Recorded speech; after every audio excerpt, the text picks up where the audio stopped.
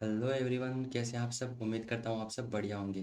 तो इस वीडियो में हम डिस्कस करने वाले हैं एक टीडीएस का important section section 194 N cash withdrawal के केस में। तो इसको लेके समझते हैं।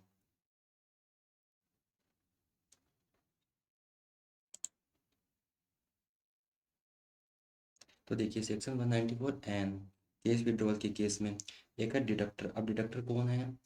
कोई भी बैंक हो सकती है, कोऑपरेटिव बैंक हो सकती है या फिर पोस्ट ऑफिस हो सकती है।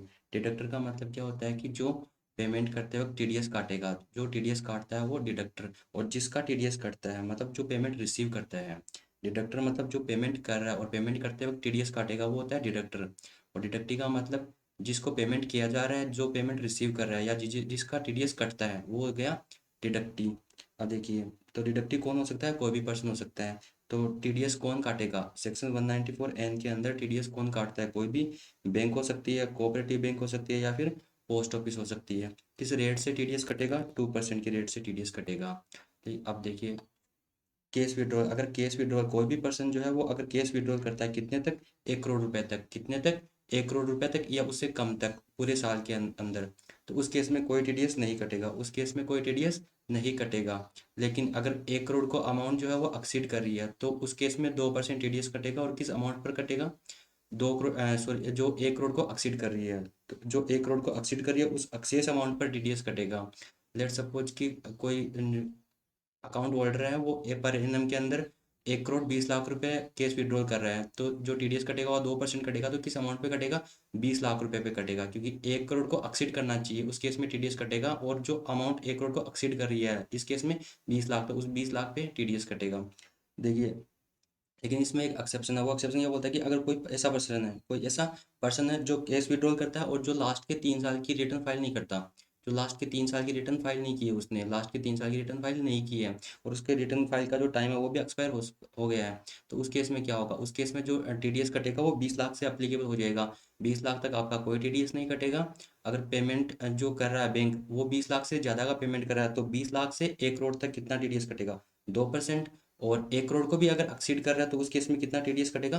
5%। लेकिन ये वाला जो प्रोविजन है वो कब अप्लीकेबल होगा? जब जो कोई भी पर्सन है, कोई भी डिडक्टी जिसका टीडीएस जो जिसको पेमेंट किया जा रहा है, बैंक जिसको पेमेंट कर रही है, वो अगर लास्ट के 3 साल की रिटर्न फाइल नहीं करता है और रिटर्न फाइल करने का टाइम भी एक्सपायर हो गया है, तो उस केस में अगर वो 20 लाख रुपए तक टीडीएस 20 लाख रुपए तक की अमाउंट विड्रॉल करता है तो उस पर कोई टीडीएस नहीं आएगा। अगर 20 लाख से ज़्यादा की अमाउंट वो विड्रॉल करता है तो 20 लाख से 1 करोड़ तक कितना अमाउंट बनती है? 80 लाख। तो उस 80 लाख पर कितना परसेंट टीडीएस आएगा? 2%। और अगर अमाउंट जो है वो 1 करोड़ को भी एक्सीड करती है तो उस केस में 5%। अब देखिए, इस जो सेक्शन जो 194 एन है वो किस केस में अप्लीकेबल नहीं होगा? तो अगर बैंक जो है वो पेमेंट कर रही है, bank cooperative bank, cooperative society या फिर पोस्ट ऑफिस वगैरह पेमेंट करेगी, इसको गवर्नमेंट को पेमेंट करिए, तो उस केस में वो सेक्शन 194 अप्लीकेबल नहीं होता है।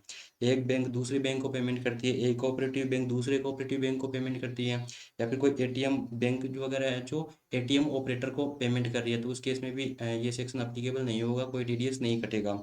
या फिर कोई भी पर्सन जिसको आरबीआई ने नोटिफाई कर रखा है तो उस केस में भी कोई टीडीएस नहीं कटेगा। तो देखिए, यहाँ पे टीडीएस कौन काटता है? बैंक, कोऑपरेटिव बैंक या पोस्ट ऑफिस। कितना परसेंट काटेगी टीडीएस? 2% टीडीएस काटेगी। किस अमाउंट पे काटेगी? जो 1 करोड़ को एक्सीड कर रही है उस अमाउंट पे पूरी साल के अंदर टीडीएस काटना होता है, ठीक है। लेकिन अगर कोई एसएससी है जो लास्ट के 3 साल की रिटर्न फाइल नहीं करता तो उस केस में 20 लाख तक तो कोई टीडीएस नहीं कटेगा। 20 लाख से 1 करोड़ तक 2%, 1 करोड़ के ऊपर 5%। इसको एक एग्जाम्पल से और समझ लीजिए। मिस्टर जेड है जो कि इंगेज है, बिजनेस बिजनेस वगैरह कर रहा है, ठीक है। और उसको काफ़ी सारी पेमेंट करनी है, इसके लिए वो विड्रॉल करता है 10 लाख रुपए। 10 लाख रुपए केस में विड्रॉल करता है 7 तारीख को, हर महीने की 7 तारीख को। पूरे साल के अंदर वो 10 लाख रुपए केस विड्रॉल करता है हर महीने के अंदर, ठीक है, करंट अकाउंट से। और करंट अकाउंट कहाँ पे? उसका केनरा बैंक के अंदर। तब आपको टीडीएस लाइबिलिटी को एग्जामिन करना है, तो यहाँ पे टीडीएस काटेगा तो कौन काटेगा? केनरा बैंक। कौन काटेगा? केनरा बैंक टीडीएस काटेगा। अब किस अमाउंट पे काटेगा? तो देखिए, क्या इसका पेमेंट 1 करोड़ को एक्सीड कर रहा है? तो ये 10 लाख रुपए हर महीने विड्रॉल करता है, तो 10 × 12 करोगे तो कितना जाएगा? 1 करोड़ 20 लाख। इसका मतलब इसका 20 लाख पे टीडीएस कटेगा। कितना परसेंट कटेगा? 2%। तो इसका 1 करोड़ के ऊपर जो अमाउंट जा रही है उस पर टीडीएस कटेगा, वो कितनी आएगी आपकी? 20 लाख। तो 20 लाख का 2% करोगे तो कितना जाएगा? 40,000। 40,000 और 2% के अकॉर्डिंग काटना है तो कितना आया? 40,000। अब देखिए, सेकंड के केस में क्या दे रखा है कि अगर क्या चेंज हुआ, अगर वो जो मिस्टर जेड है वो लास्ट के 5 साल की रिटर्न फाइल नहीं करता, तो अगर कोई भी पर्सन है वो लास्ट के 3 साल की रिटर्न फाइल नहीं करता है, तो उस केस में जो लिमिट है 1 करोड़ की वो कितने तक हो जाएगी, 20 लाख तक। 20 लाख तक कोई टीडीएस नहीं कटेगा। 20 लाख से 1 करोड़ तक अगर केस विड्रॉल करते हो तो उस पर 2%, और 1 करोड़ के ऊपर 5%। तो अब ये कितना, इस केस में ये कितना विड्रॉल कर रहा है, 1 करोड़ 20 लाख। तो 1 करोड़ 20 लाख रुपये टोटल विड्रॉल कर रहा है, तो 20 लाख से 1 करोड़ के बीच में कितना बैलेंस है आपका, 80 लाख। 80 लाख पे तो 2% अप्लीकेबल होगा, तो आ जाएगा 1,60,000।